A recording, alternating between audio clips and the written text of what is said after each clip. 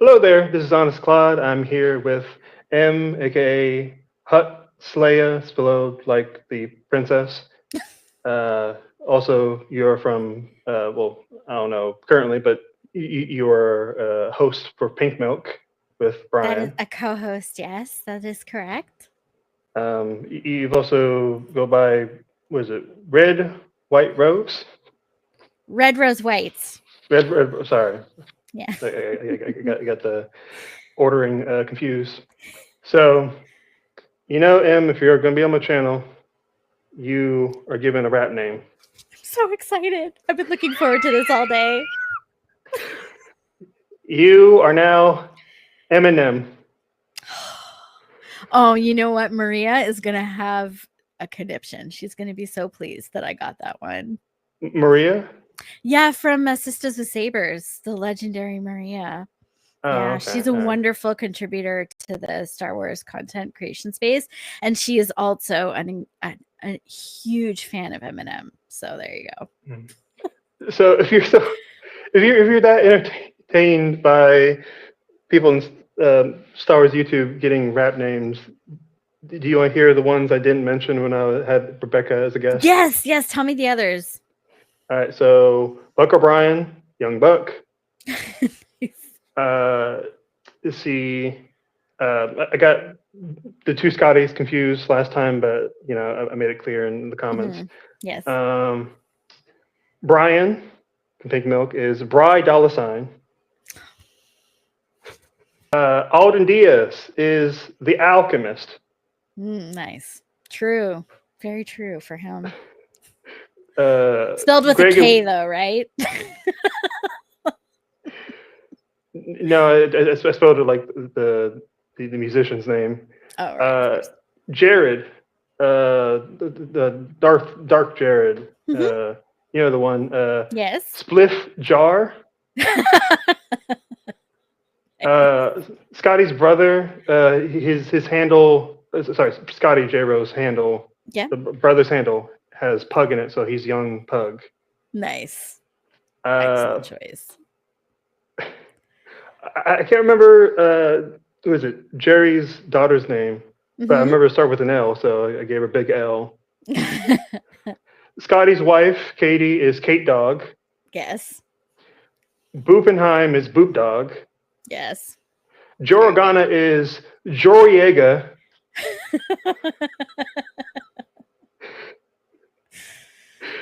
Uh, Dan from Braxium is Method Dan. good. Mhm. Mark is Marky Mark. Raven is Raekwon. Joseph Scrimshaw is Fat Joe. Ken Knapsack is MC Ken. Yeah. Duke Trooper, partner to Boop, Mhm. is Trupe Fiasco. Oh, I love it. So good. Crystal, associated with Wayseekers. Mhm. Young Chris, Yeah. very small rapper. Jeff Qualio. Jeff She is Qualio is tiny. no. I mean, like the rapper Young Chris had like a very small career. Oh, okay, okay. Uh, Jeff Qualio. I'm sure you've seen him once in a while on SSW Network. Yep. Is Talib Qualio.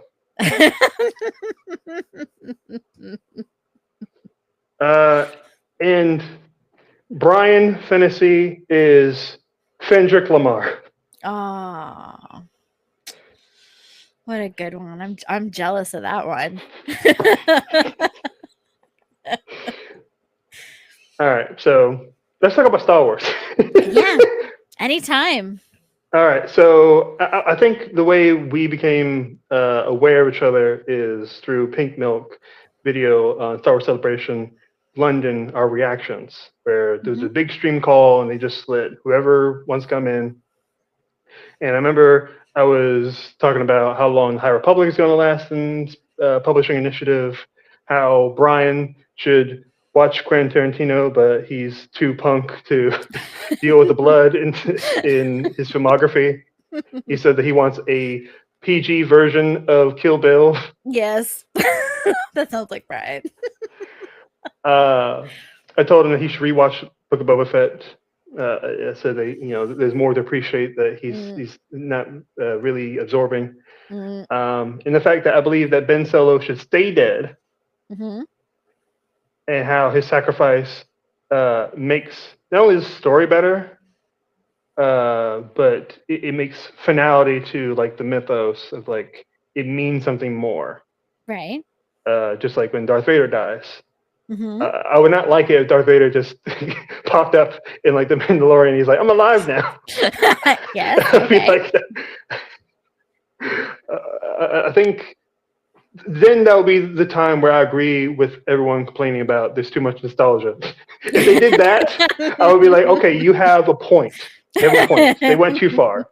And also said that to show off Rey's power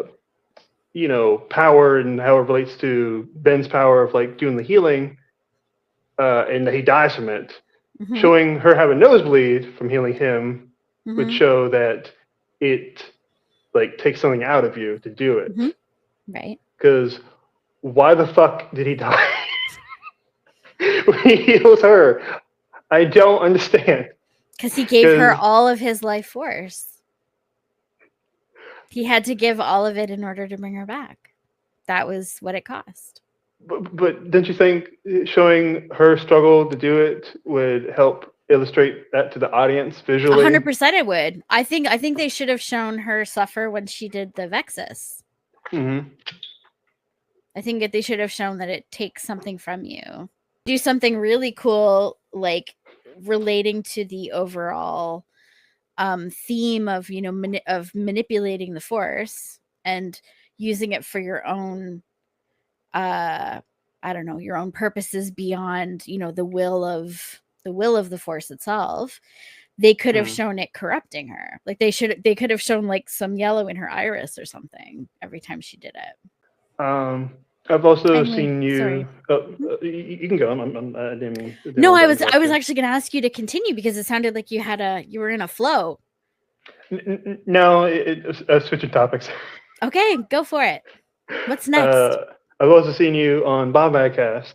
You were talking to Jerry and Scotty about interest in reviewing retrospectively about The Last Crusade, leading up to the last Indiana Jones film installment.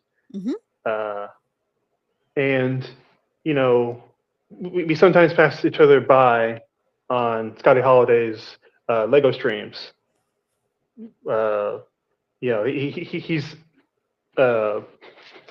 see, I love Jerry and Scotty, but like one of the big downsides is even if you are like there's only like 4 people in the chat, you may not get any responses. Yes, Scotty, I know he will respond because they do try, but the thing is like it's so off the wall with them. Like there's so much chaos and energy happening. Right. It doesn't it's like when you spend more time in different people's chat rooms and stuff, you sort of get to see like different shows style, And yeah, like Scotty, because it's so chill, right? It's just a Lego stream. Whereas like with Jerry and Scotty, it's like they're watching Pillboard Doughboy catch on fire. Yeah, straight up. Now on Scotty's last stream, I mentioned that I love the character of Rose Tico, and that I prefer Rey to be a nobody. And he said that I'm your soulmate. That's right. We love Rey Nobody in this house, and I love Rose Tico. I am actually wearing a Rose Tico shirt right now. It's an imitation of the Rosie the Riveter pose. Oh, okay, yeah. And it says "We can do it" in Arabesh across the top. Yeah, it's a little tribute to Rosie the Riveter. But yes, I love Rose, and I prefer Rey to be nobody. Are you gonna cop my design? I loved your design. It was beautiful. Thank you. I'll make sure to pop up a picture while we're speaking and editing. Yeah, please do. Give it more publicity because it's gorgeous. Thank you. That means a lot. Now, How did you get into Star Wars, and what is your relationship with Star Wars now? So I got into Star Wars as a child. My babysitter had a VHS copy of Return of the Jedi, and I watched it over and over and over again. And my mom really encouraged it. She really encouraged me to like Star Wars and be into Star Wars because she loved Carrie Fisher, and she thought that, like, my mom she was a feminist like her whole life, and a lot of her, both her personal and professional, like, that informed both her personal and professional lives. She worked as an advocate for women's health and an educator for the women in her community. Like, she worked as a community organizer, and she was often fighting for social justice and spending her time and energy that way. And so, like, she really approved of me, like, idolizing Princess Leia, who was like this powerful female character. And it really fit with the values of our family. So she kind of encouraged that interest. So all through my childhood, I had action figures and I read comics and all that stuff. And then when episode 1 came out, we all went to see it as a family, and it was a big thing. And yeah, but then my interest kind of waned after the prequels, when the Star Wars fandom was kind of fallow and like not very much was going on. When they're rude to this one. Swole Jar Jar. Swole Jar Jar. He's great. And then the sequel trilogy came out, and I was like, oh, this is such a great opportunity to like revisit my childhood. And I wasn't sure what I was expecting when I went to see The Force Awakens, but as soon as I saw it, I was addicted. Like, my love of Star Wars was completely rekindled. I was back. I was back in it. I was fully invested. I was really pregnant with my son when I went to see Force Awakens for the first time. Okay. He was born in January of 2016. So like the month after Force Awakens came out. And, and so I, went during his babyhood, I bought him like all Star Wars onesies and board books and, just pelted him with it. And, yeah, and then, I just kept going to see the sequel movies. I loved, most minutes of those. And then afterwards, I got into the fanfic community. And I started getting really embedded with those people and like building community with them, writing fan fiction. I have 30 something works up on AO3. And yeah, I also wrote like poetry, like Star Wars poems. Those are under a separate account because on AO3 I keep my not safe for work and my safe for work stuff separate. Fair. Yeah, so I have 2 profiles. So White Rose Red is the safe for work stuff, and Red Rose White is the spicy stuff. Also, Dimatoden fanfic. Like I don't know if you know, but I wrote a 132 page script rewrite of episode 9. Wow. Yeah, a few people have done that as a project. I did it like real late. Like I just finished it in October. Oh wow. Is it posted online? Yes, it's posted online. I put it on what's that on it? The archive library. Yeah. Yeah, I posted up there because AO3 is difficult to put a script format and have it sustain. So yeah, formatting is different. Yeah, and you need to sometimes you need to use like a custom skin and stuff like that, and they are pretty it's, if you know how to use skins, they're handy, but there's the learning curve of having to learn how to use them and stuff. So yeah, it can be a real pain. But yeah, so And then I got involved with Pink Milk. I was on Twitter, and one of my friends retweeted Brian looking for people to talk about Mandalorian. So I was invited to the Mandalorian Roundtable that Brian was doing for his podcast. And then when he decided to do a video live stream, he approached me and a few other people asking if we'd be interested to join him. And I said yes. And, then we had a beautiful few years of doing that and got to have wonderful experiences and bonded with each other. And yeah, it was such an honor and a privilege to be part of that group. Like, that is an experience I will treasure forever. That's beautiful. Yeah, there's been a few things that you said that I'm like, that's really cool. And I have the urge to add like the sound effect of like the funk flex bomb dropping. It's like, yeah, that's really, really cool. Like, thank you. Let's give it up for you, the connection to the fandom, the writing, your mom's helping of women and all that. Yeah. No, I've been very lucky to have the life I've had. I am very. I feel like I got a lot of opportunities to live out my values and to pursue things that have fed me, like intellectually and spiritually and artistically, and I will never take that for granted, because those experiences are to be cherished, right? Yeah. I can't have much of an issue with those words you just said. Is there anything you want to grill me about? Are there any hot takes I've ever said that you want to force me to explain myself? I don't remember you having any like really spicy takes.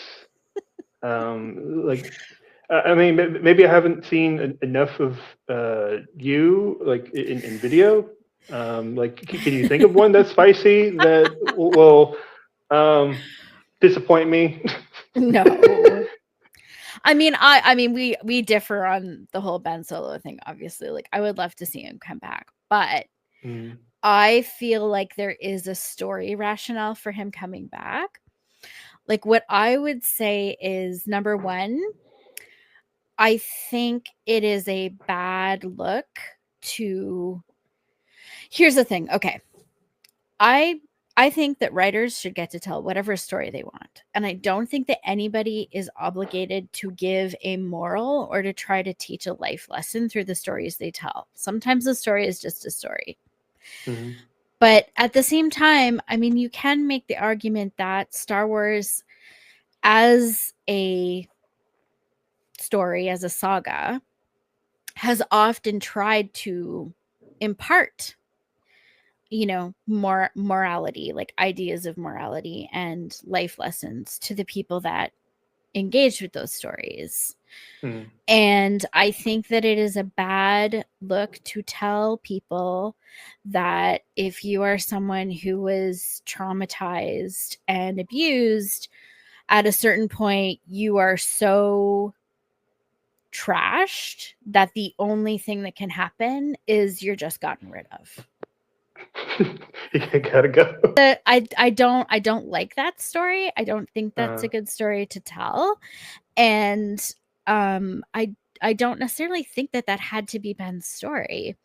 The other thing is, I think that you could make a compelling case that in the text of the story of Star Wars, like, we know that him and Rey have this connection. They are a dyad, and they have forged this bond that exists in the cosmic force, which we know exists beyond the living force, right? Like, the cosmic force feeds the living force, which there's also an undead force. And is there? That's cool. No, I was just making a joke. It's like the living force, you have the. Okay. But yeah, it's like we learned this from Yoda's journey in the Clone Wars, when he visits, the what were they called again? Like the priestesses of the Force. And they sort of explain to him that like all life flows from the fountain of the cosmic force, and the living force is what is manifested physically in the living world, right? And so from this, we kind of have the explanation of how force ghosts exist. A force ghost is basically a scrap, or like the life spark of a force user who has moved into the cosmic force through death, but can manifest itself in the living force as a, whereas like someone who is alive has like exists just continuously in the living force in a physical body, right?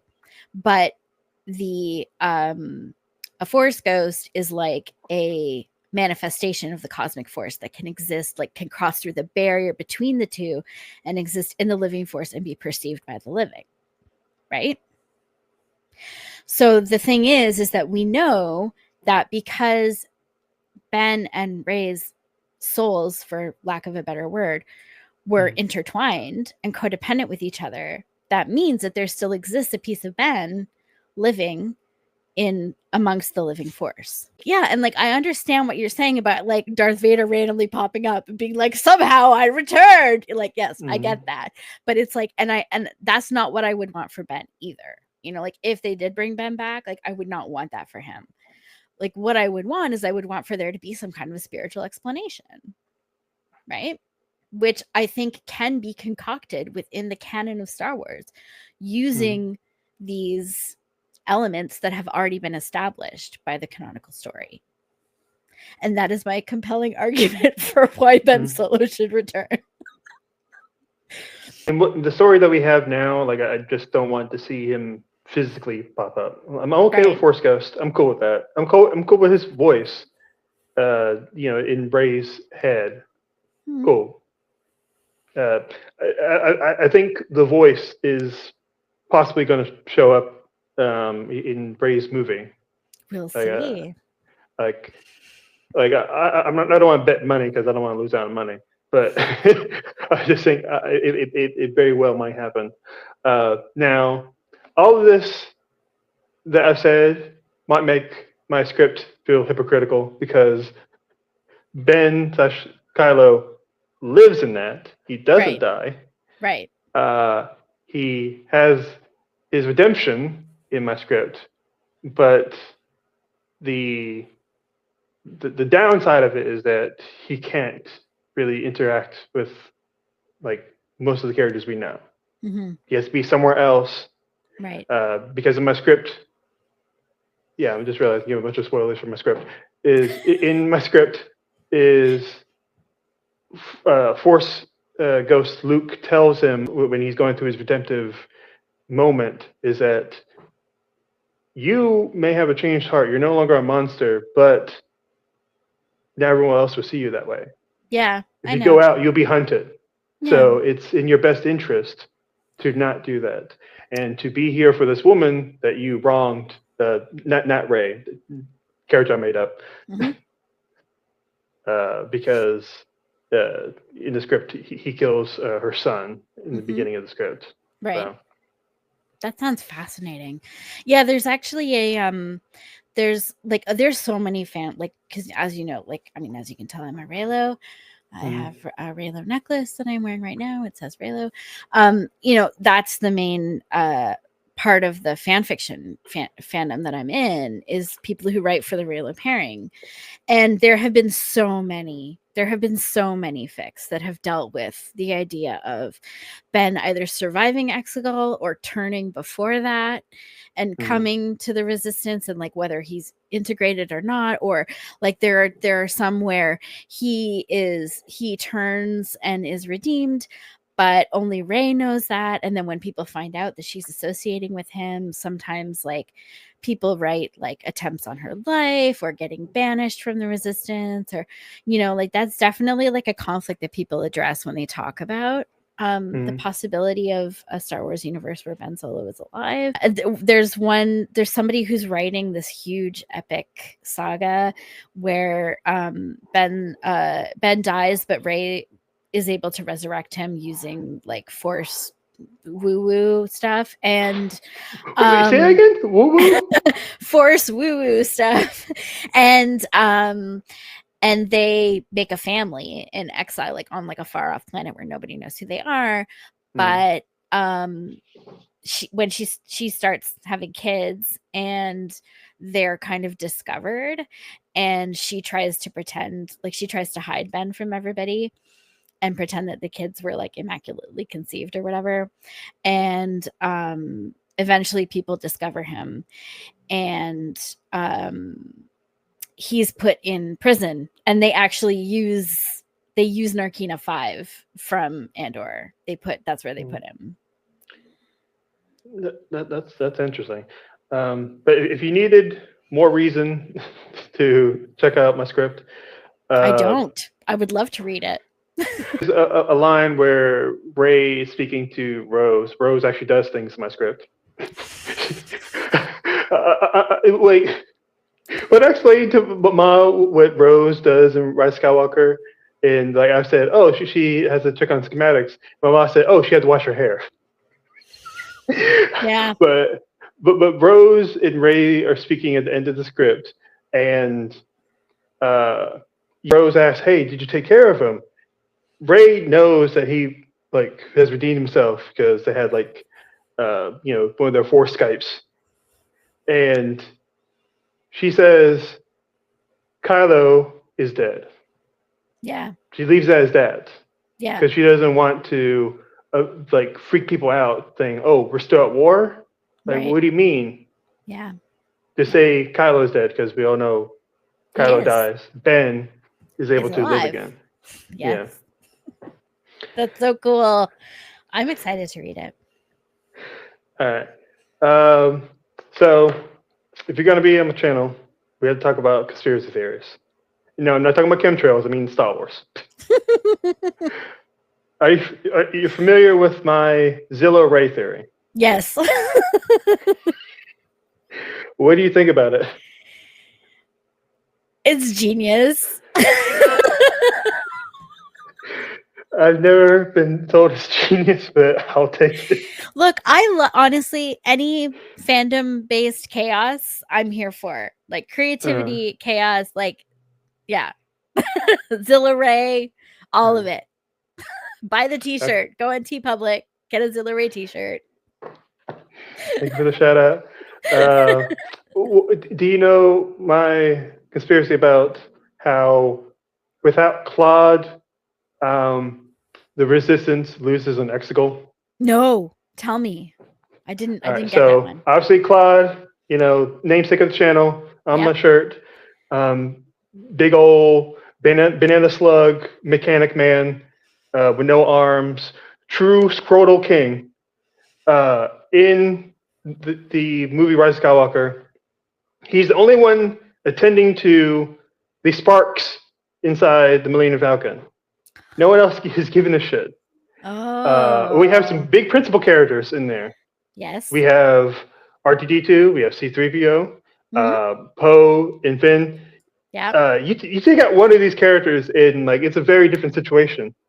So if Klaud is not there and he's the only one taking care of the Millennium Falcon, if that's not repaired when they go light speed skipping, something goes awry. And they are all evaporated. Oh. Or they crash into like that giant worm thing or those pillars. They're just like, it looks like a big jungle gym. Whatever. They die. So the transmitted message from Hux doesn't go anywhere. They can't be set on the chase to go to Pisana and get the dagger. They can't translate it. Like they don't come into General Lando as I've called him, General Black Don't Crack. They don't meet with Poe is not able to get them to the point where they go to Kijimi to get the Citizens Fleet. Like was it Zori Bliss, aka Lady Daft Pump, is very important to that setup. So if there's no Citizen Fleet, they're screwed. That's true. Even if they make it to Exegol, they're probably going to be pretty late to it.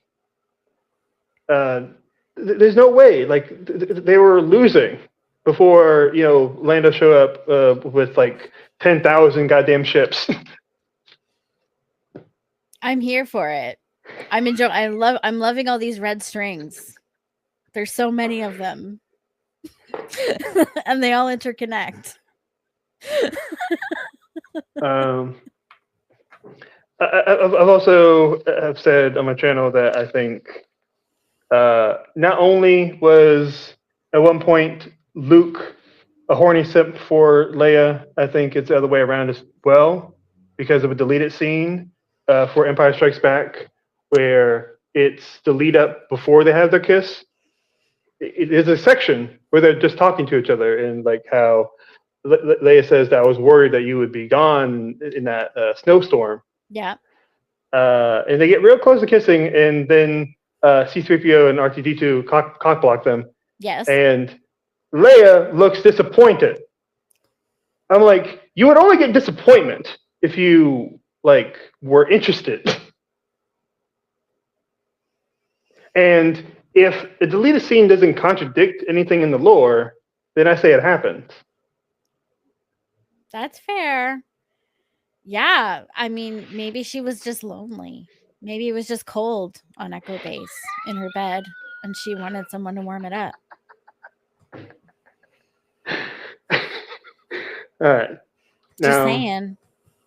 Here's the conspiracy that I've talked about, but I don't believe it. I just think it's too funny to not bring it up. Are you familiar with my Mutt Snoke conspiracy? No. Tell me this one. Okay, so you know Mutt Williams from Indiana Jones and the Crystal Skull? Yes. You know Supreme Leader Snoke? Yes, I do. Same person. Okay. Let's get into it, okay? So in King of the Crystal Skull, they see fucking aliens. Yes, they do. And then they're like, well, that was an adventure. Let's go home and get married. Yeah.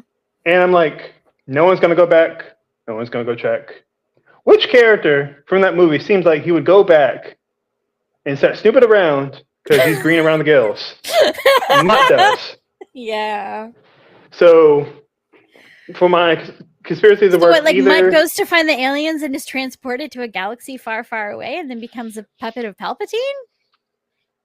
Yes. So how did I know? So I say either Mutt was abducted in America, maybe Vietnam, because he served there. Mm-hmm. I say that maybe he took a chunk of the mosaic walls of alien paintings on it, mm-hmm. and tied it to the back of his bike. Yeah. And he gets abducted, and those same aliens come back, start doing experimenting on him to make them more like he is, yes. Make him all gray and lanky. And they shove a cybernetic implant into his brain, leaving a giant scar, and yes. It taps into his anger of not having that father figure he wanted in his life. Right.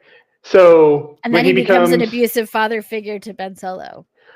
But not only that, it gets even deeper than that, because he still retains memories from the past because they're tapping into the rage. Yeah. He becomes a template for more pickled Snokes and becomes a puppet for old Palpy Boy. And he's living vicariously through Kylo Ren to murder his father because he's like, your father looks just like my father and I want him to be dead. Wow. Oh my gosh, you're blowing my mind. It's amazing. This is a great day for the internet. Oh, I've talked about this before. I told Jerry about this when I had him on my show. And cool. he told me that, if you took a clay mold that was a mixture of Shia LaBeouf and Harrison Ford and it fell harshly on the carpet, it would kind of look like Snoke. That is, yeah, I can see that. I think Jerry was right. And he says, I hope he calls Palpatine Daddy-O and that he, tries to comb his non-existent hairs with a comb dipped in Pepsi.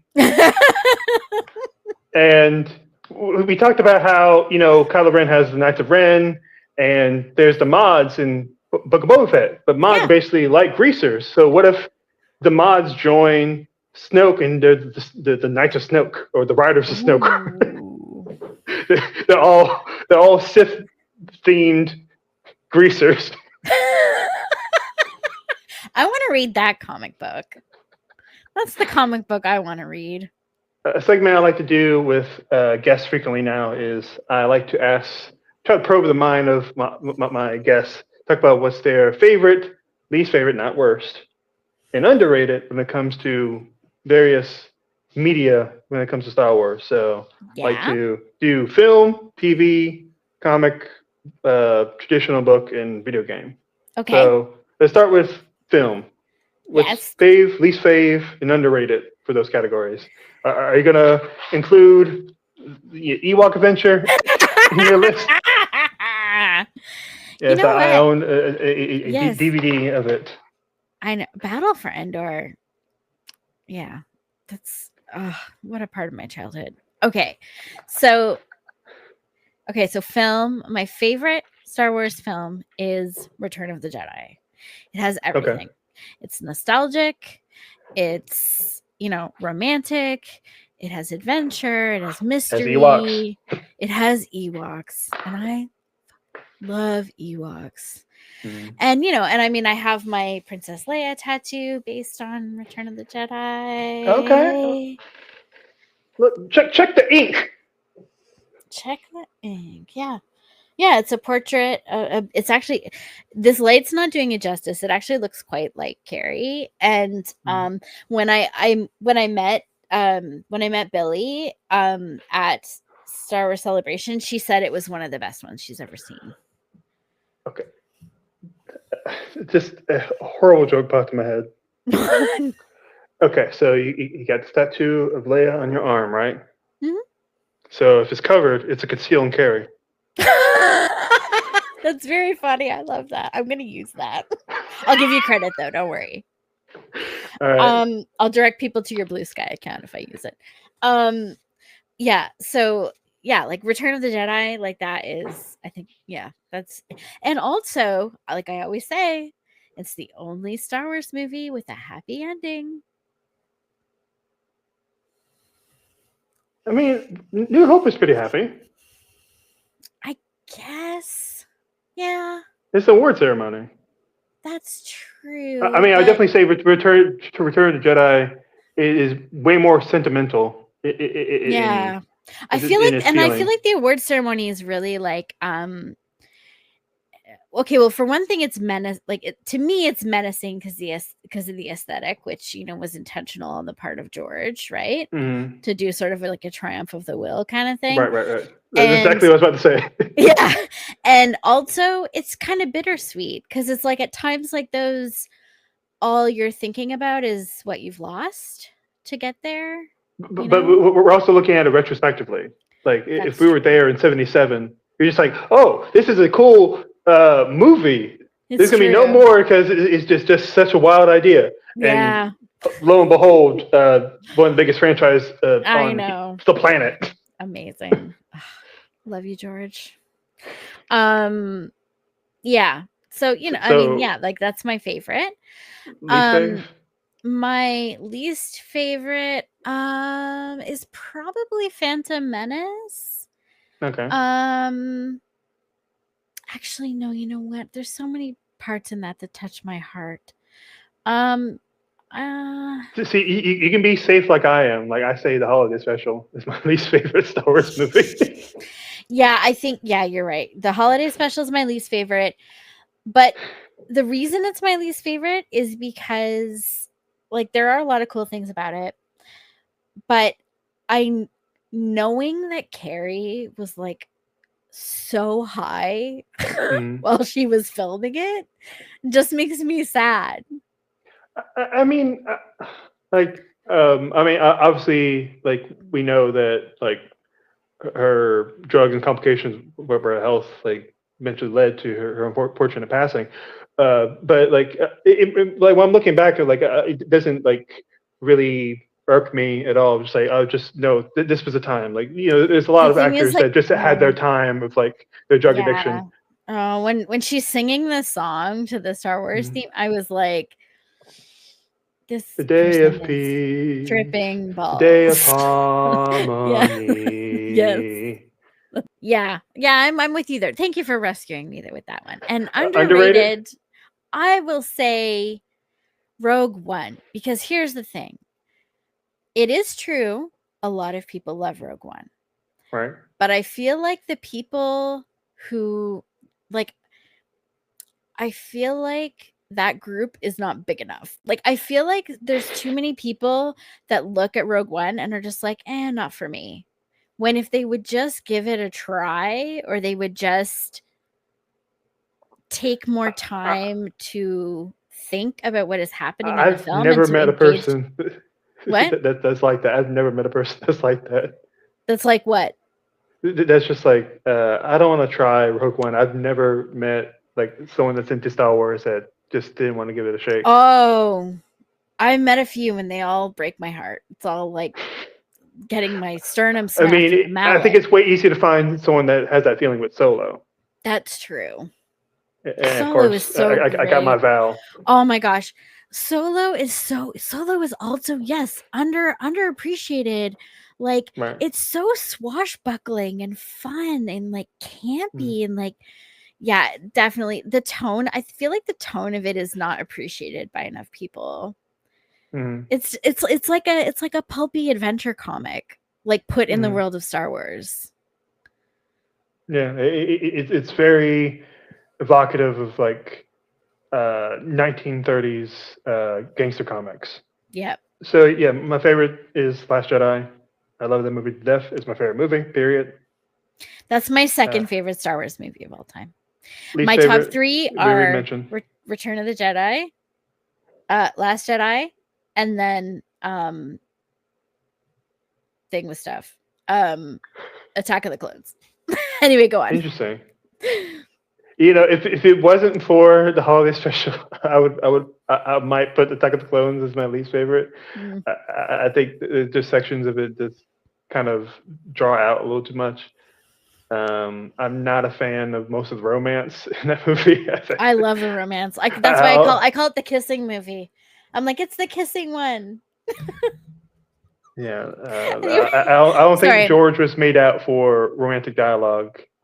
It's fine. So yeah. Okay. But yes. So your favorite is Last Jedi because you're a man of taste. Yes. And least favorite is Holiday Special. Underrated. See, I normally say Solo, but I might have to say Caravan of it's a Caravan of Courage. I was about to say Caravan of Garbage, like it's the Sunday movies. Yeah. Caravan of Courage, for a kids movie, it is like very good. Like I think Battle of Endor is like, has kind of its boring moments, but Caravan of Courage like surprisingly holds up. Part of it, I think, is because the man himself wrote the movie. George wrote that movie. Yep. And according to the main actor in that movie, he directed some of it. Yep. That has not been fully substantiated by Lucasfilm. I think it will be one day. I don't know why you need to be cagey about that. I don't think it takes any. That's not gonna ruin the billions of dollars that Lucasfilm and George Lucas have separately. I know. TV. You can include animation as well. It doesn't have to be live action. My favorite TV Star Wars is The Acolyte. And my least favorite is The Bad Batch. Really? Yes, really. See, I thought you would be a Bad Batch stan. No, I mean, here's the thing, okay? Even my least favorite Star Wars, I love more than I love a lot of things. Like, does that make sense? Right. Because everything. This is my least favorite. It's a B+. Yes, that's exactly what it is. 100%. Yeah. Yeah, like there's lots of pop culture things that I would say like, yeah, I like that I like less, or that I like more, or no, sorry, that I like less than I like the Bad Batch. Yeah, I would say, like, yeah. So my least favorite is Bad Batch, and underrated is Tales of the Empire. Yeah, I enjoyed that one. I don't think I enjoyed it as much as Tales of the Jedi. Like that one kind of inches out for me, but like I really like some of the story elements they did with Barriss. I thought that was fun. Yes. But like I still don't really have the full draw to Morgan's Elsbeth yet. Like I'm just like, she's cool. All right. It's funny because like I don't know. I feel how they try to portray the Empire as racist. Like how they only have humans working, right, and that kind of thing. I mean, aside from Thrawn, obviously, but that's an exception. He's the token. Yes.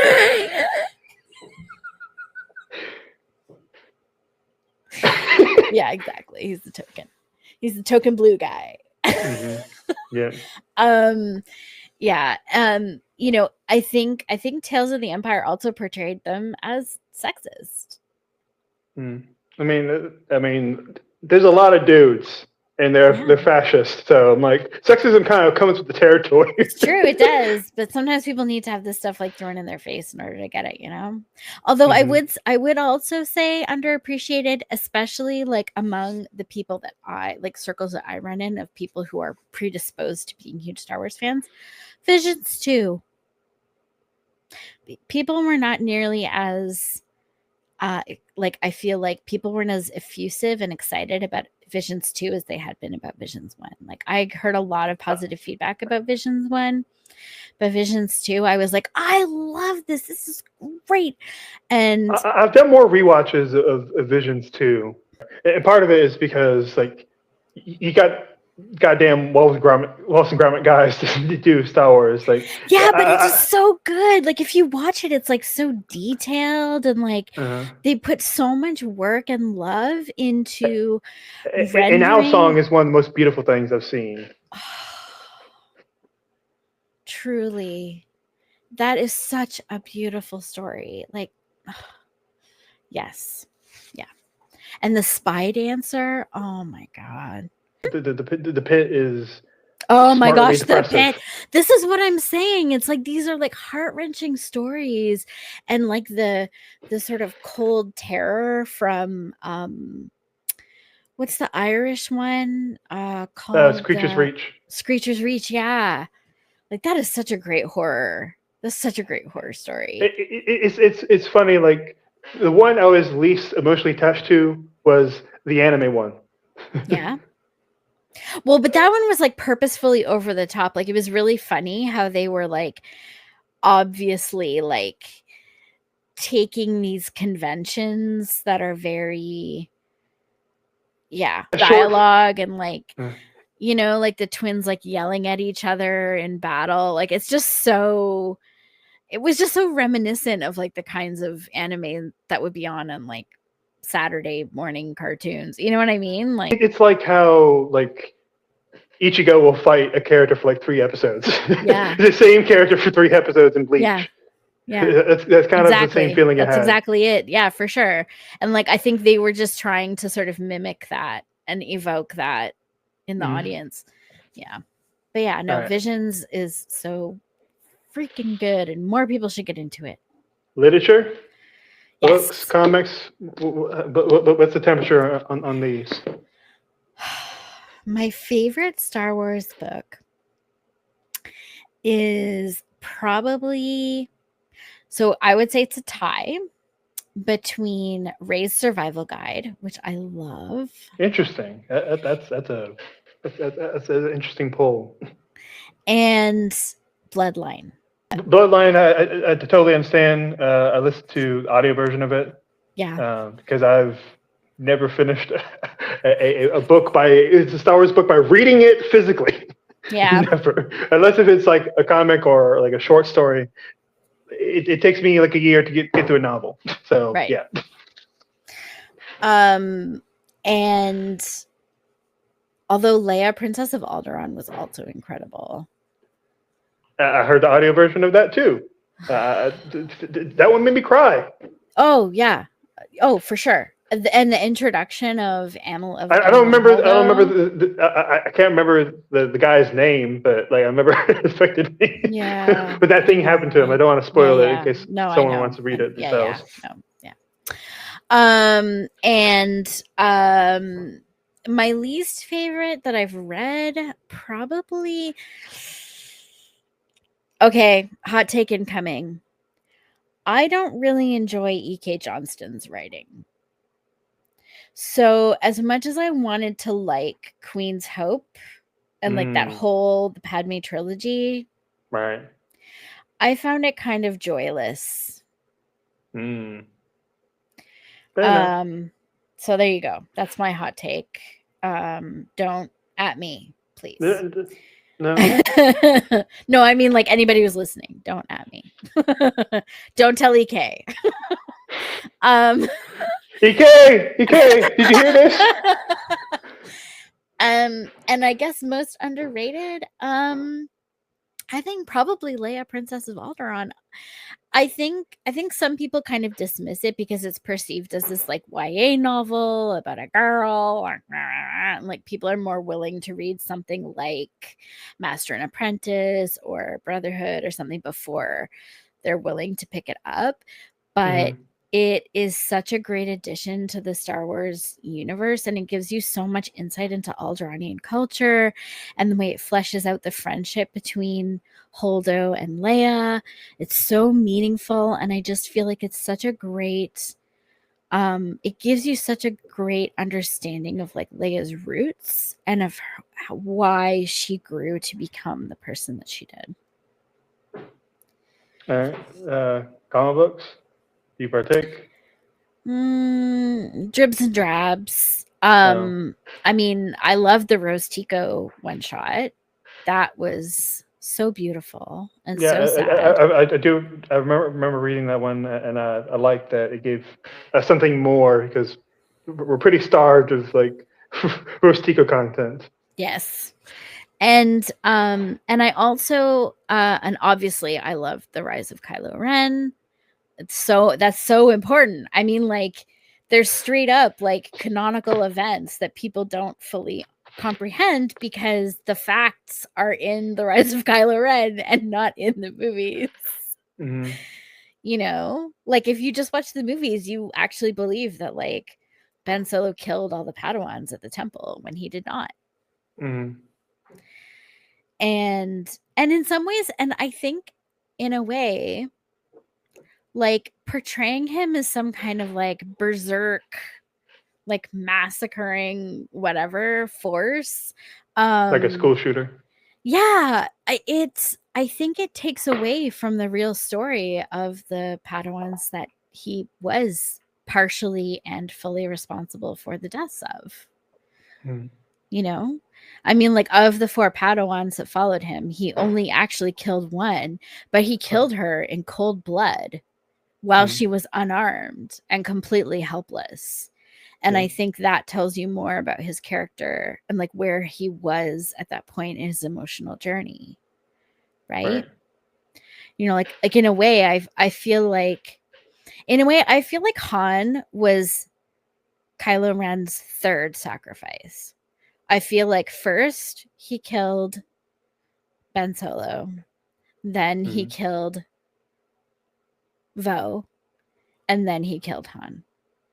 And I think those were his three sacrifices that he tried to make to fully manifest himself. And then when it didn't work, that was when he came to an understanding that he could never fully inhabit the persona of Kylo Ren. Yeah, because Lorson Tekka was just a senior citizen. Hey, look, that guy was super old. Okay, he was like what Kylo Ren didn't do today, Father Time was going to do tomorrow. Yeah, don't use that defense in court. Luckily for everyone, I'm not planning on any homicides anytime soon. No, but I mean, but that's not to say that I think his kill count was only 2 or 3 people. My point is just that these are the deaths that were the most meaningful and pivotal to his efforts at embodying this villain that he felt he needed to be in order to fulfill his destiny or to reach the height of his own power. Mm-hmm. Yeah. So, do you have least favorite underrated in this category?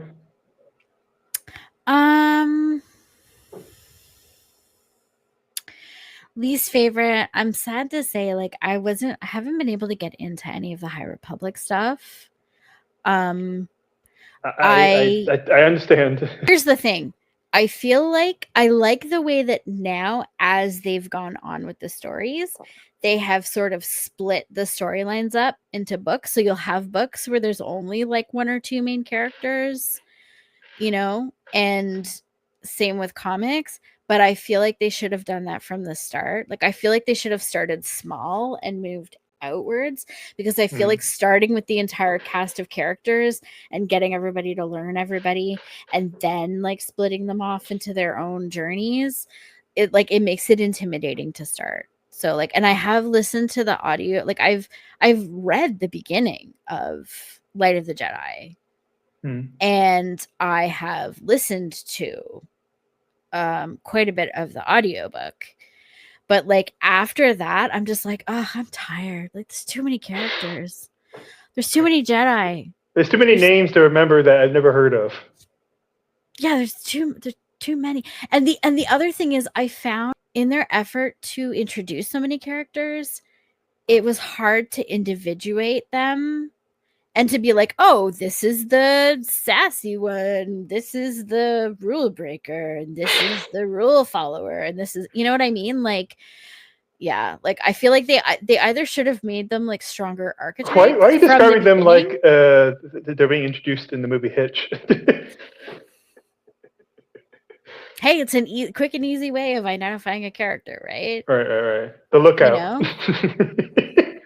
And I'm sure smarter minds than me can explain the strategy behind that, or the how that was a good choice, because I'm not Disney, I'm not Lucasfilm, I'm not the people who collaborated on the minds that collaborated on this project are incredible, Kevin Scott, Claudia Gray, Justina Ireland, all of them, Jason Fry.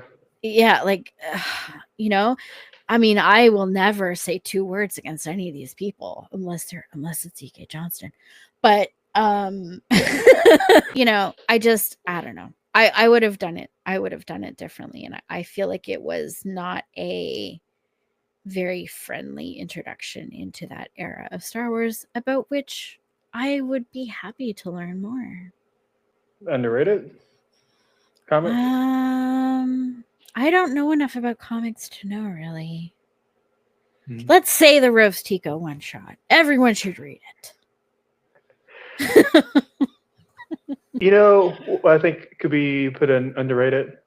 What? Was it called the Sands of Crate or something like that? It's a one-shot comic. That's it ties into Last Jedi, and you have Luke, Han, and Leia go to Crate, and they had to deal with Scar Squadron. I think it's just a fun little comic that no one gives a shit about anymore, because Last Jedi has happened years ago. Yeah. And it just felt like, hey, it's that planet you're going to see. Yeah. Sometimes that's how it feels when they're trying to incorporate something from the new movie that's coming out at the time. Are you a gamer? I am a huge gamer. The most pressed class? Lol. Favorite, least favorite, underrated. Yeah, so my favorite, oh god, it's hard to choose. Favorite is probably, I'm gonna have to say Fallen Order. Okay. That game has such a special place in my heart. Mm. And it has packed such an emotional punch. Like, I cried like 3 times playing that game. And Trilla is my wife. I love Trilla. I'm obsessed with Trilla. Every single time a GIF or a photo of Trilla comes across my timeline, I will reblog it. I love Trilla. I love it when you're climbing around on that suspended coffin in one of the tombs, and she's like whispering in your ear about how you're pathetic and she's gonna kill you. I'm like, oh, that's my wife.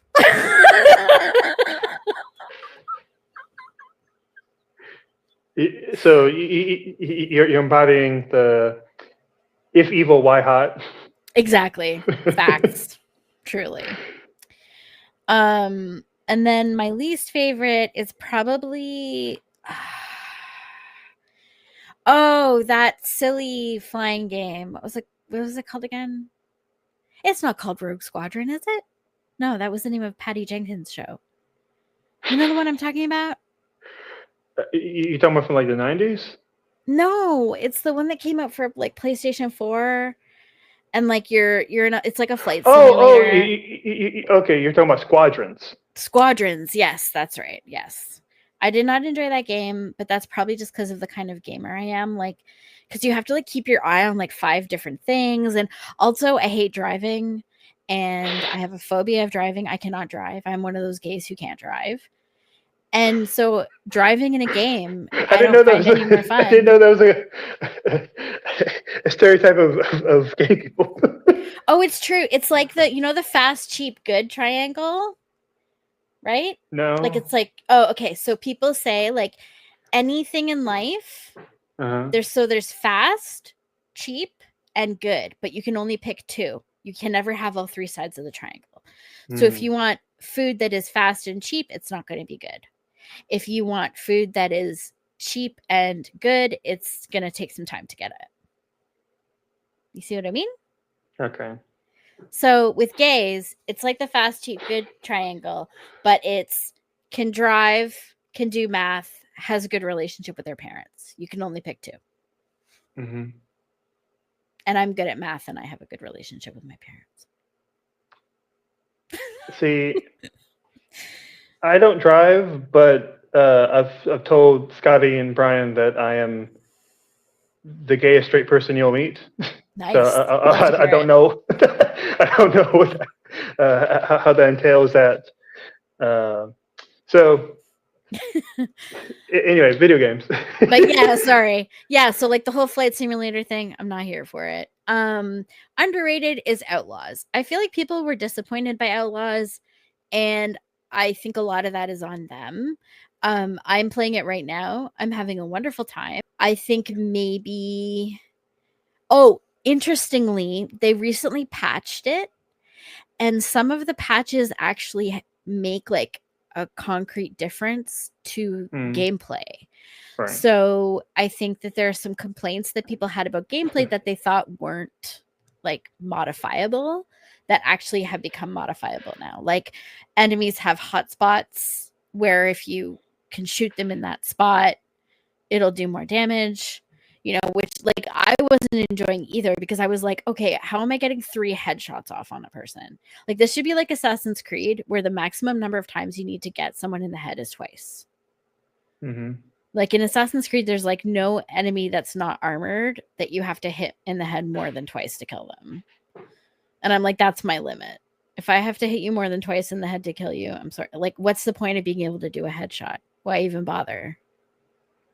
See, I got some beef with these game developers. Don't release the game if it's not finished. Like, none of this. Yeah, but that's not always. Months later, that's not always their choice. Like, you're the company. Okay, you decide when it drops. You decide the testing. No, what I'm saying is the people who are programming the games don't always have a choice in when the product drops. It's like to me, like you need a lot of trial and error to test out everything possible to make the product as best as Sure. you can. And I'm like, that process should be like 3 months long, if you Yeah. ask me personally. Yeah, for sure. I agree. Quality control is Because important. like if you don't do that, like you're going to be nailed heavily in critique for that, and not only Yep. that, it can affect your sales. Yep. I know it's a bad So business decision, but a lot of people are what they call penny wise, pound foolish, right? Like in order to save 13 cents, they'll make a decision that's going to cost them $4. I think I would put it in the category of underrated. And I think big part of it is that if if it was released later, it wouldn't feel as like such a ascension of like change and oh, this is not that to the Jedi Survivor. Mm-hmm. I think if it was like released uh, like summer of this upcoming year, Yeah, it would be received a little better. I agree. I agree.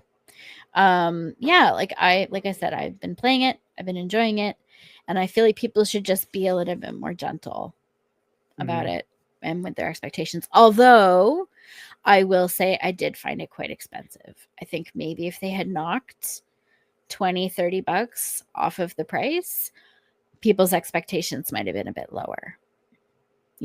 It's like people are going to pay like 130 bucks for the deluxe version of Veilguard because they know that Veilguard is going to have like varied gameplay, lots of challenges, lots of customizations.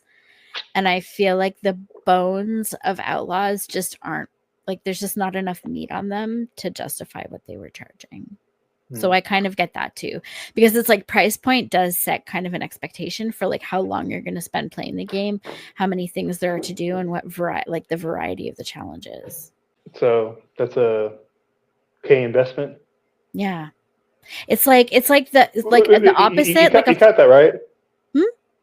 K K, investment. yeah, K investment, yeah. Yeah. There's a like for like on the flip side, there's games that are more low profile and yet Mm-hmm.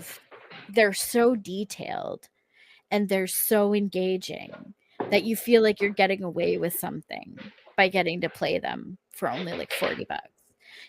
Like Dishonored. I'm a huge fan of the Dishonored franchise. Dishonored and Dishonored 2 are like my favorite video games of all time. I love Mm-hmm. them. They are brilliantly constructed. The world is so well built. It's got an excellent learning curve. Like I had never played a stealth or assassination game before I played Dishonored, and I picked it up like that and I learned like the principles of the world, and like how to tell where there's treasure, like how to find clues to solve a puzzle, or you know what I mean? Like I've played other games where the answers to those things aren't nearly as obvious if you're not a seasoned gamer and you don't know what to look for. Like the game itself needs to be a tutorial for people who are not familiar with video games and don't know the tropes and conventions. And so like that, but that game is so it's brilliantly designed. Like the people who designed that game are geniuses. And like that is not a game that they had to charge $130 for when it came out. Mm-hmm. It's almost like just a good game. It's a good game. Like Yeah. you don't have to throw in all these additives to make it enjoyable. Like Yeah. if it's just solid, just solid. Yeah. Like my favorite game, which is very different from Dishonored, has none of these DLCs or anything like that. Mm-hmm. It's Psychonauts. OG Psychonauts. Oh, I love Psychonauts. I love that game. I do. It's so funny. Mm-hmm. Yeah, I still laugh. Watching people play it. Years after I was introduced to it when I was a child. Did you enjoy the sequel? It was pretty good. It was definitely more emotional than it was funny, and I wasn't anticipating that. Mm. But it's just something about the pacing and the way like it hits with the first one that I just like more. Yeah. Like there's a couple of like new characters introduced that I wasn't really feeling that much. It was just like, uh, but I'm like every brain of the character that I go into in the original, I remember vividly. I remember Yes. the milkman. I Yep. remember Linda, the lungfish, Yep. the Mexican painter, the Hmm. Napoleon guy, uh, the actress who's lost her mind. Like I remember everybody. I can still hear the, the little sensor guys with their like rubber stamps. I can still hear like the creaky Yeah. sound. Yeah. Yeah. So, do you have any comments or questions you have for me before we go to the glup shido of this episode? Yeah, you know what? I would like to hear one of your favorite moments that you experienced watching Pink Milk as a steam queen in the steam room. In the steam room? Yeah. Well, that was what we called the chat. That's why everyone in there was called the Steam Queens, because we called it a steam room, like instead of a chat room, because it would get steamy. Like people would, say like not safe for work things and make dirty jokes, and because it was after the dark. only Right? stream I remember going like experiencing was the one where I spoke about Tarantino. That was the only one I remember. Like I'm pretty. It was pretty late to watching Pink Milk. Mm.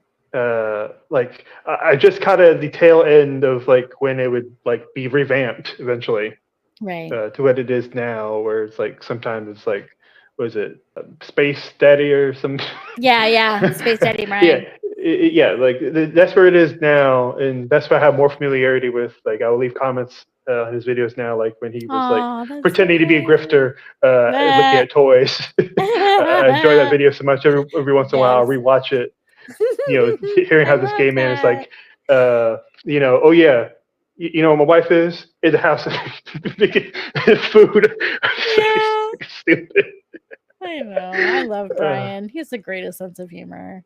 So yeah, I'm sad that I was not super familiar with that. Like I watched more of like him talking about his one of his sons than like being in any stream or chat. So I can't really speak on like what's my favorite moment other than the moment when I was there. Yeah. I love but that. like there's too many people that we engage with to keep up with. I think one of the better ones I'm probably the best at keeping up with is Bombadcast. Yes. Those guys are so I was even there to leave a comment on when, what was it? Scotty made a video essay about like talking about like random characters that were in Epcot Center.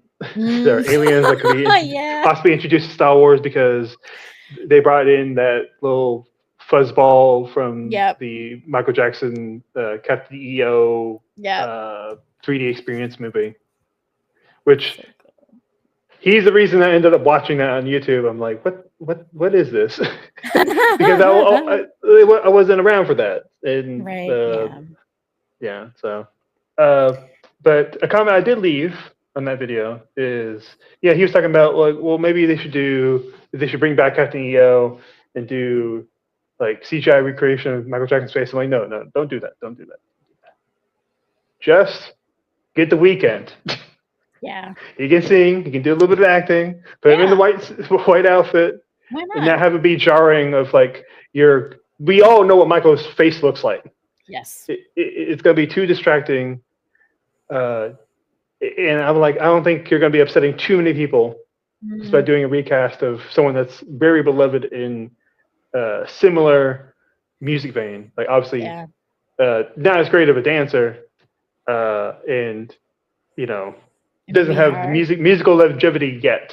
Like we'll see in the future how the Weeknd does.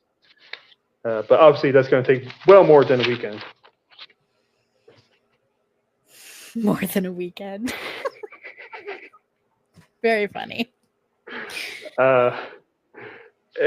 Any more things you would like to say before we go to Glupshido? I would like to say that I'd like to say something about shipping in the Star Wars community, actually in any fandom community. So, let's get it.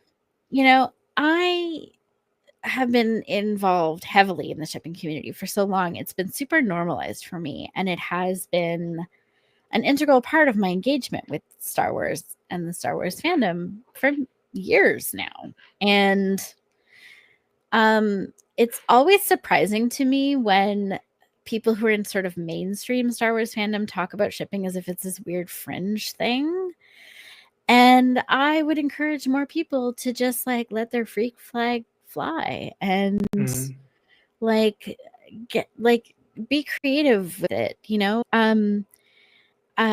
don't just have to sit there and let yourself get fed the story of Star Wars. You can engage with the story of Star Wars yourself. Like fandom creation, content creation is great, and it's for everybody. And as for the whole shipping tangent, ship who you want. All ships are valid. That's why I would say at every show. I feel like the shipping part of fandom is so chaotic, joyful, funny, affectionate, and I would hate for people to miss out on that just because they think that it's weird. Yeah. Just be weird. It's fine. Nobody, who's watching? What, do you live your entire life with a panel of Olympic judges and they're going to hold up a card with a number on it every time you do something? No, nobody's judging you. Nobody's keeping score. Just do what you want and enjoy it. Do things that make you happy. And don't be afraid to be cringe. Yeah. Thank you for saying that. I think that's something that people need to hear because, I feel like a lot of people would like to engage with it, but they feel either stuck. They don't know how it's going to feel like they're going to fall into something that's supposedly negative, and it's really not, because I'm it's fiction. Who's going to hurt? Yeah. Whatever. Exactly. It's pretend. As Harrison Ford said, it's pretend and in space. So, you ready now for? I am ready. Yeah. Are you familiar with everyone's favorite character, Haika 10? No. Wait, why is that name familiar? Did it come up in a trivia one time? I doubt it. Okay, tell me. So Haika 10 was a human female bounty hunter who operated on the Anaut sector during the reign of the Empire. She joined the crew of the character the Smuggler, and she was dispatched on a variety of missions where she used explosives. Ringing a bell?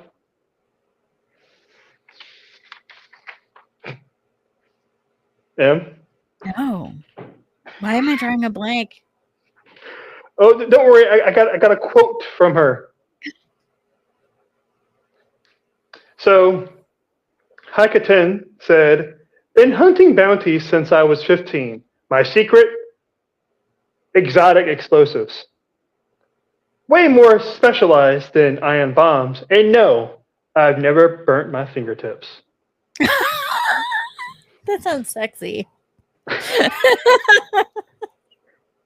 So you ready to see a picture of this character? Please show me. Jog your memory.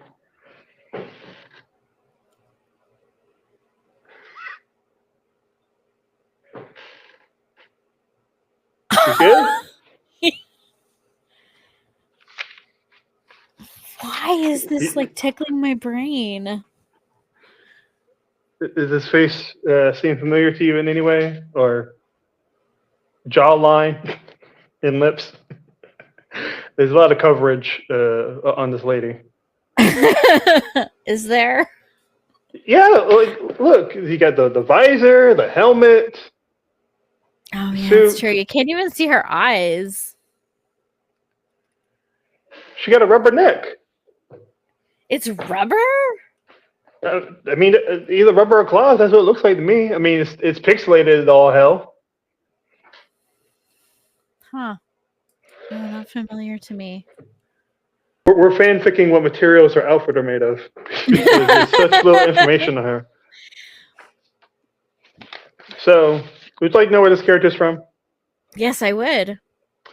Are you familiar with Star Wars Uprising? No. Okay, so about to open you up to a whole world. Well, technically not a world, part of a world. So, starting in September of 2015 and ending in November of 2016, there was a iOS and Android game that you could download that was discontinued. It took place between 4 and 5 ABY. That's roughly around the time of Yeah. before Return of the Jedi for people that don't know. Yeah. Yeah, so this game no longer exists. There's like YouTube videos of like people recording themselves, but they're very slim because most people don't record themselves playing a mobile game and upload it on YouTube. But there are some. So yeah. Now knowing this information, how do you feel about her in Uprising and Hakaten as a character and her sassiness of never even burnt my finger tips? Well, I mean, she seems very good at her job. Although, if my boss's name was just the smuggler, I would probably ask more questions. I've gone to his Wikipedia page. He doesn't have an actual name. It's just the smuggler. Yeah, that's what I'm. That was a terrible creative choice. Mm-hmm.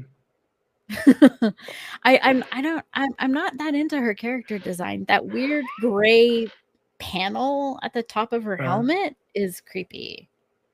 Mm-hmm. Does it make you think of like how they used to do in like late 1800s, early 1900s, where they just like put a metal sheet after this, like someone got a lobotomy on someone's head? Like that's what it makes me think of. That's creepy. They used to do that. Weird. They used to do that. That was a thing. It kind of reminds me, actually, like the fact that you could only see like her mouth. It reminded me of the idea of like the decraniation of humans in Star Wars, like where they just like in Solo, away. Yeah, messed up. Yeah. Talked about the decraniated in my iceberg video, which is my most watched video, and I talked about how a conspiracy that I don't believe, but I just wanted to mention it, is that I think that nubs will become decraniated. No, not nubs. It's just like such a dumb idea popped in my head. I'm like, this is too funny not to put in my video. And I also mentioned that. How could anyone do that to this? No, don't decraniate him. I mentioned in my video, like, not nubs, decraniation. They're not giving the high quality computers like a replicant. Like they're giving old bullshit like DOS computers. That's basically what they're running on. Like, it's very clear that they like basically don't function other than like moving to serve like their owner. Like they hold a tray of drinks. Now, some things that stick out to me with Hikaten is that she has like a Cyclops visor. Yes. She has like a little nub on the top of her helmet. Yeah, it's like a fin or something. Like, and it makes me think of, this is going to be a wild pull that most people won't know, is like the Iron Man villain, the Unicorn, who just like has like a little weird little fin that shoots lasers. Yes. And her like vest is very evocative of like Bosk's outfit, Yep. which I think is just like generic Star Wars pirate / smuggler outfit. This Yes. is like what they went for. It's just like None put of a these helmet on people her. have the style of Gorian Shard. No, none of them are a seaweed man. I love Gorian Shard. So, do you want to see more of this character? Do you want to see Hikaten? I want to see someone with a face, please. I think she could remove the helmet. Okay. But does she? I mean, we just haven't seen her remove the helmet. Like, there's other characters in Star Wars that frequently wear helmets, and it's not to a point where we do see them remove it. Okay, like I'll see more of her if she gets a boss with an actual name. Like, how do you think the top half of her face looks? What do you think we're working with? I mean, obviously, we know she's like still Caucasian. She has we know like that doesn't change. Yeah, and she has like a pointy little chin, so I think she'd have like high cheekbones and like cat-like eyes. Mm-hmm. And she looks like a blonde to me because of the cast of her skin. I think she's blonde under there. I feel like she has a buzz cut. Also a possibility. Either buzz cut or like one of those 80s goth haircuts where it's just like the little fringe coming down on one side. The little fringe coming down on one side, but it's like the rest is all shaved. Yeah. Yeah. So kind of like Ventress in Bad Batch. That's what she did. Yeah, but like she has way more fullness. Like I'm thinking like. It's true.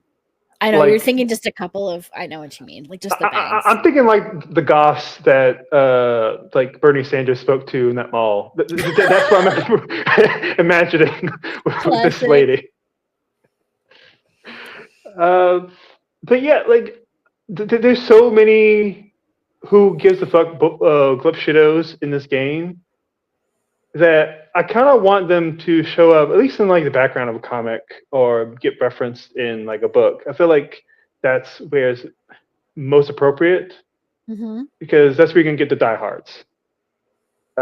Just regular people watching like whatever new show on Disney Plus, they're gonna be like, "Who the fuck is this?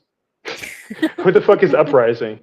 Yeah. Like you're a diehard Star Wars fan. You had never heard of Uprising. No. So although at that time in my life I was really busy with a new baby. So like cell phone games were not my priority. If I didn't have a baby, I probably would have. Oh no, wait, you said 2015 to 2016, right?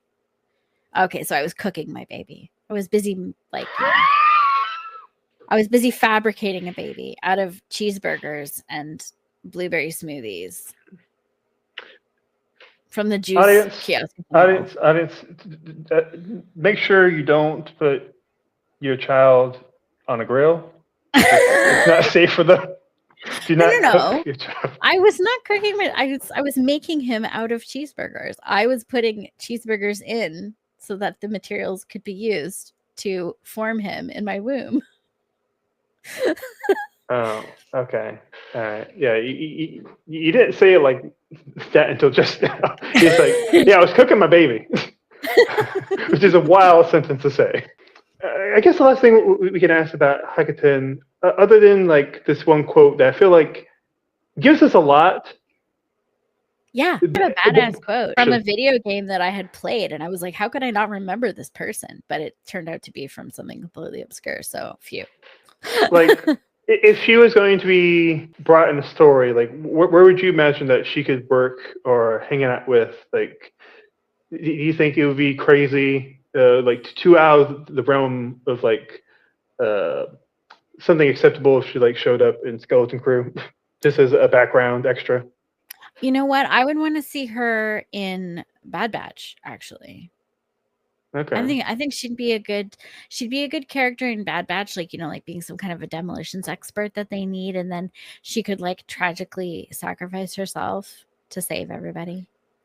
In an explosion. Sometimes what interests me with Star Wars is that they'll get like a real background actor, the background character to do nothing, but they get like a big name to do it. Yeah, I know. Yeah, but I think that would be funny. You have to think that like I bet sometimes those big names are people that have asked to be part of Star Wars, right? Because they're fans like us, you know, like Daniel Craig wanting to be a stormtrooper. Mm-hmm. You know? Yeah, like imagine this character has like 3 seconds of screen time, and one of the seconds she's blurred out because of the way it's shot, and she's like played like by Tatiana Maslany. Yeah, or Michaela Cole being in The Last Jedi, like that was a good get. So I'm thankful for you popping in. I'm glad we were able to make this work. You're definitely by far the most excited guest I've had. Like I've never had someone just say, "Oh snap, we're gonna do it." Never. And you know that puts a smile on my face. Good. I like that. I mean, we need more fan created Star Wars content. Like, you know, I mean, as long as we keep talking about this franchise, you know, it's gonna continue to live, like no matter what the people who own the property do with those stories, you know, because the thing is like once a piece of art is out there, it doesn't belong to the artist anymore. It belongs to the audience, right? And the audience can continue to be inspired by the story and to engage with it and to talk about it as much as they want forever. You know, even if Disney stopped making Star Wars stuff tomorrow, we could keep talking about it for another 40 years because that's within our power. And also, you know, if you don't mind me saying so, like as a person of color, your perspective is even more needed, you know, because these are communities that we don't always get to hear from. And that input is so valuable and so important. And we need more of it. Yeah, I've talked a couple times. Matter of fact, but my first appearance, like in like this Star Wars space, like other than just doing my own videos from back in the day, which was very rare. I was on SSW Network, and the first thing that was my hot take is that I said that a lot of Star Wars aliens are unfortunately metaphors for racial groups that enforce like negative stereotypes. Oh yeah. But that's a conversation for another day. Okay. I don't want to keep, all right. I don't want to keep you up too much. I don't want to burn up your time. And we just did the Gleb Shido, so this is usually when we. Sorry, but maybe I'll have you on another time. I will come back anytime you want to have me, and I will talk about whatever you want to talk about with me. And congratulations, you are the second Canadian I've had on the show. Yay! And you're the third lady I've had. It's crazy that I've had back-to-back ladies, especially since it's been a big sausage fest for most of the people on my channel. Well, you know, most of the time in Star Wars fandom, it is a big sausage fest. So. Yeah, you're not wrong. So once again, I would like to thank you for being up here. Love your perspective. And I know it's taken a while, but I'm still working on my video essay / comedy bullshit of breaking down every episode of the Ewok cartoon. Oh my! I'm still it's a Herculean task of editing. Getting through it. You're gonna have to DM me when you're finished because I'm 100% going to watch that. Yeah, like get your popcorn because it's going to be well over an hour long. Yeah. Luckily for everyone, I love popcorn. All right. Well, thank you again. Talk to you another time. I'm going to get some food because I'm hungry. Okay. Bye, friends.